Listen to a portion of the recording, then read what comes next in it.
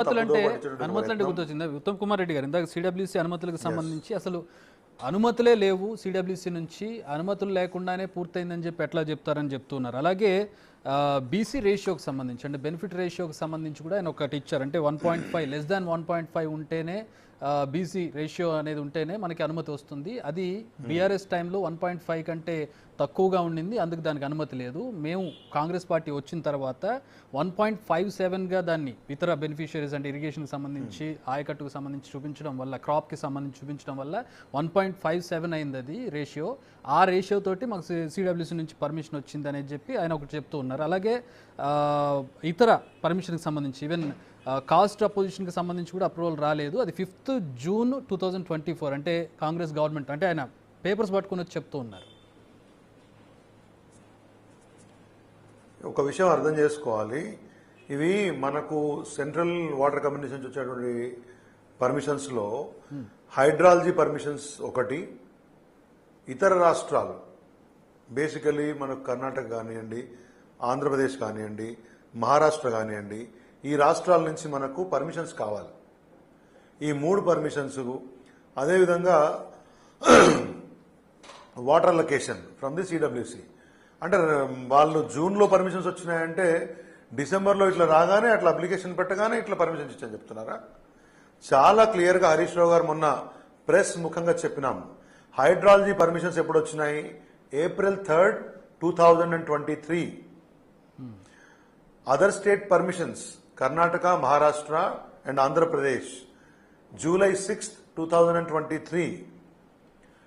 67.05 TMC water allocation అనేది CWC నుంచి కూడా ఆల్రెడీ వాటర్ అలొకేషన్ పర్మిషన్ తీసుకొచ్చినాం. ఎప్పుడు జరిగింది సార్ ఇది? అంటే ఇందాక ఉత్తమ్ కుమార్ రెడ్డి అనుమతులు మంత్రి గారు మాట్లాడుతున్నారు, అలొకేషన్ కూడా జరగలేదు, అలొకేషన్ కూడా జరగలేదు అన్నారు.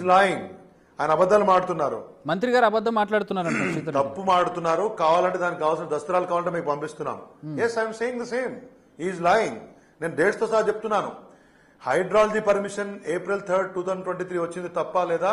ముఖ్యమంత్రి గారు మన ఉత్తమ్ కుమార్ రెడ్డి లైన్ లో తీసుకోండి. అదర్ స్టేట్ పర్మిషన్స్ July 6, 2023 వచ్చిందా లేదా? మంత్రి గారిని అడగండి. 67.05 TMC వాటర్ అలొకేషన్ పర్మిషన్స్ వచ్చినాయా లేదా సిడబ్ల్యూ నుంచి? వారిని అడగండి. కాస్ట్ బెనిఫిట్ రేషియో అనేదండి it subjected to the various issues. Basically మీరు అంటే డిసెంబర్కి వారు వచ్చినటువంటి జూన్కి, అంటే డిసెంబర్ కంటే ముందు మా గవర్నమెంట్ ఉండింది. జూన్ అంటే 6 నెలల కాలంలో ఏం మారిందని చెప్పేసి కాస్ట్ బెనిఫిట్ రేషియోకి అనుకూలంగా వేరే వేరే నెంబర్స్ ఇవ్వగలుగుతారు? ఇక్కడ క్వశ్చన్ అది కాదు. ఆయన ఏం చెప్తున్నారు, అక్కడ ఆఫీస్ ఏర్పాటు చేసి ఈ పర్మిషన్ ఏర్పాటు చేసి అక్కడ మేము ఇవన్నీ పేపర్ వర్కులు చేయించి అక్కడ ఒక ఆఫీస్ ఏర్పాటు చేసి మేము చేయడం వల్ల ఈ పర్మిషన్లు వచ్చినాయని చెప్పి ఆయన చెప్పారు. దీనికి సంబంధించి ఒక విషయం మీరు అర్థం చేసుకోవాలి. నేను చాలా క్లియర్ గా ప్రజల యొక్క కమ్యూనికేషన్ కోసము, కన్ఫర్మేషన్ కోసము, క్లారిటీ కోసం 3 అంశాలు చెప్తాను మీకు.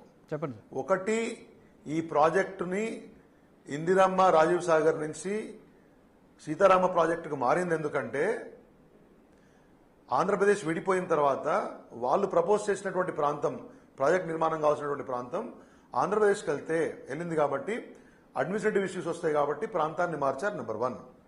దీన్ని సీతారామ ప్రాజెక్టుగా నామకరణం చేసిన తర్వాత ఓవరాల్గా మీకు బ్యారేజ్లో నీటి నిల్వ సామర్థ్యం నుంచి మొదలుపెట్టి ఆయకట్టు పెంపు, ఆయకట్టు స్థిరీకరణ పెంపు, ఆ తర్వాత గతంలో అక్కడ పవర్ జనరేషన్కి అవకాశం లేకుంటే కేసీఆర్ గారు పవర్ జనరేషన్ కూడా అవకాశం తీసుకొచ్చినారు.